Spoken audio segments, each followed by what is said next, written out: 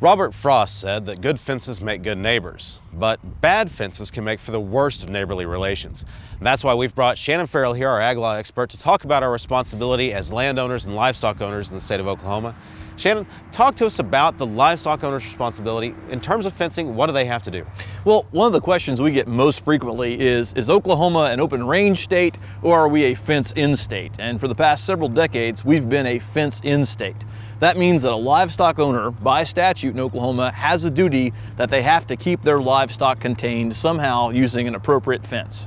Now, legally, it's a neighborly thing too. It's not just the landowner of a certain property, it's their neighbor also has a certain responsibility for that fencing.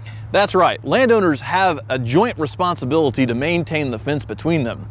Now, in some states, they define that as a right-hand rule. In other words, the fence owners are supposed to meet in the middle and they're responsible for the fence to their right. But that's not the rule in Oklahoma. Oklahoma, we have a duty that both neighbors have to maintain the entire fence, but they can work out amongst themselves how they want to split up that duty amongst themselves. Now you say, we have statutes on the book about this, but you say don't wait for the law, get with your neighbor and work it out yourselves. Right, there's a legal procedure for how you can go about having the fence essentially appraised and then having those arbitrators tell each landowner how to use the fence. But really what you should do as a landowner is just go ahead and take the bull by the horns, so to speak, and work out an agreement between your neighbor, get it written down and recorded so that way both of you know what your duties are that you've agreed to, and purchasers that come to that property after one or the two of you have gone will also know what their duties are with respect to maintaining that fence. So not just a handshake deal, you really want to put this down in paper. Right. If you write down just a few simple points about who's going to share the costs for labor, materials, things of that sort, and then record that in the county land records,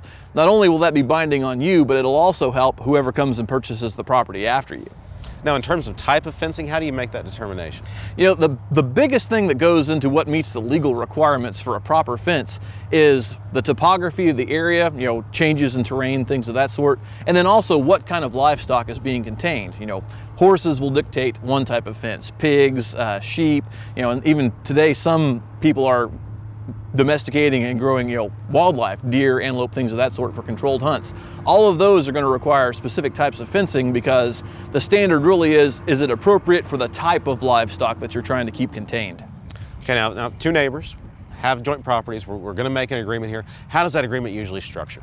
Well, in Oklahoma, it usually takes one of two forms. Either the landowners will agree that they'll split the costs 50-50, so in other words, add everything up and everybody just divides that in half. Or another common agreement is that one landowner might put up the money to purchase the materials for the fence. The other landowner then supplies the labor for building and maintaining the fence. All right, makes sense. Well, Shannon, we sure appreciate your time today. Austin, thank you. All right, have a good one. You too.